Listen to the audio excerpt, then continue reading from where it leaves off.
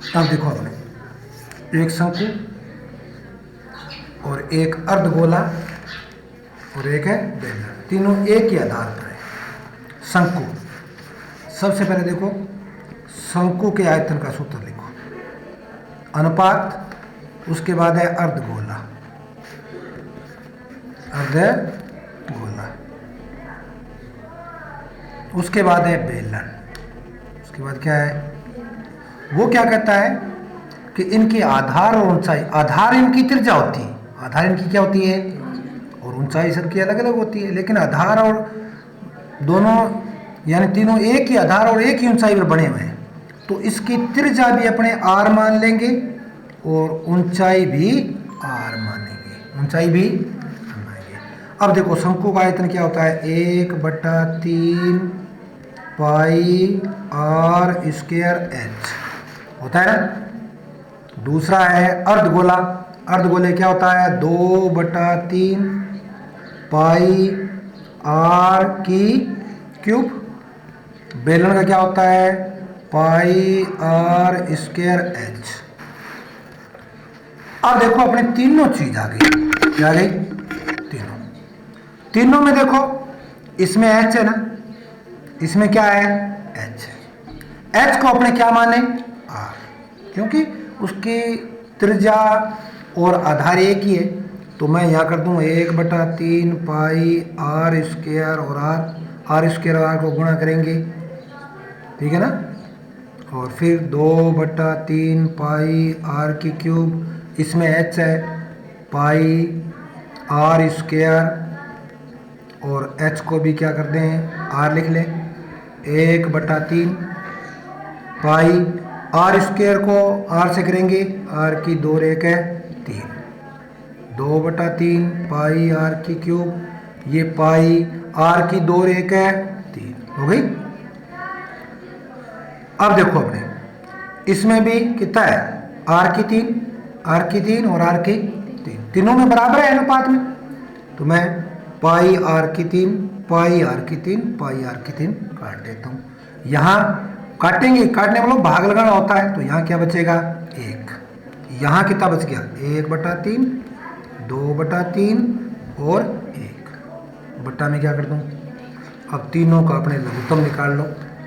कितना आ गया 3, 3 एकम 3 1 एकम 1, 3 एकम 3 2 एकम 2, 1 का भाग 3 मैंने 3 बार, 3 को 1 से करेंगे 3। अब नीचे वाले को छोड़ दो, तीनों बराबर है, तो उनके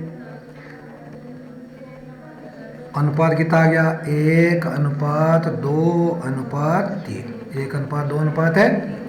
ठीक है ना। अब देखो अपना एक ठोस पिंड का बायां भाग बेलनाकार और दायां भाग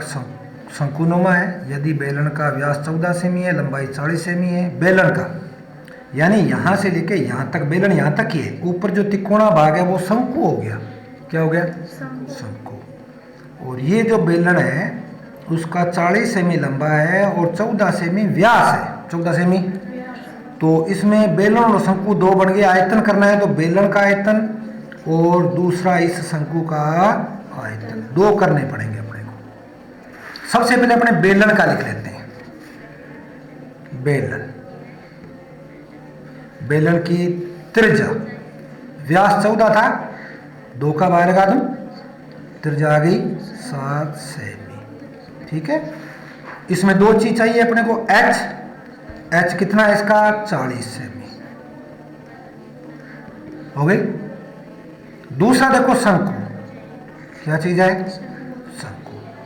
शंकु का देखो व्यास तो जितना बेलन का है उतना ही शंकु का होगा, उतना ही, तो शंकु की त्रिज्या व्यास में 2 का बार लगा दूं, कितनी हो गई 7 सेमी, ठीक है। और शंकु की ऊंचाई h कितनी है 12 सेमी, 12 सेमी। अब अपने को दोनों का आयतन करना है, तो इधर ये बेलन का आयतन प्लस शंकु का आयतन दोनों का जुड़ेगा। बेलन का आयतन क्या होता है पाई आर स्क्वायर एच, प्लस शंकु का क्या होता है 1/3 पाई आर स्क्वायर एच, यही होता है 22/7 गुणा आर इसकी कितनी है 7 गुणा 7 एच कितना है 40 प्लस ये शंकु का आ गया 1/3 22/7 गुणा 7 गुणा 7 गुणा 12 7 से 7 को काट दो 7 से 1 तियो तियो 4 तिया 12 कट गए 7 से 7 को काट दो 7 चौका 28 280 280 को 22 से गुणा करेंगे। अब देखो अपने ये रह गए अपने कितने 22 गुणा 7 गुणा 40 प्लस इधर रह गए 22 गुणा 7 गुणा 4। अब इनको गुणा करेंगे ये आगे 6160 6100 और ये शंकु का आयतन कितना आ गया 616। अब अपने दोनों को जोड़ देते दोनों को 6 का 6 6 एक 7 6 एक 7 6 कम 6 6776 घन सेमी दोनों का आयतन आ गया दोनों का आयतन आ गया। ठीक है ना कर लेंगे इसको।